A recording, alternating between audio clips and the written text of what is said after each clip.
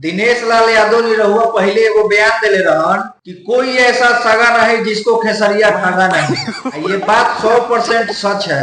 काहे से कि जेकरा जोरे उठलन खैलन पियलन ओकरे जोरे घात कइलन। एगो तार लोग हम पोस्ट देखाओ तनी जेकर नाम ह एगो भाई बारन जेकर नाम ह सुलभ, जौन की नीचे रहुआ सब के पोस्ट लौकत है उनका। वो अपना आईडी पर देखी जा अपना आंख से कि का डलले बाड़े।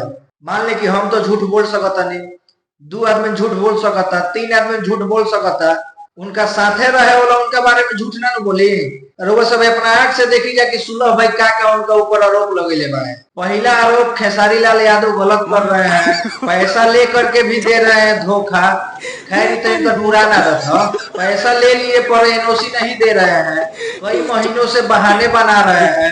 क्या ये सही हो रहा है? एक प्रोड्यूसर 30 से 35 लाख लगाकर गाना बना रहा है, इतना बड़ा गाना शूट करता है, उसके बावजूद भी एनओसी और रिलीज डेट नहीं मिलता है।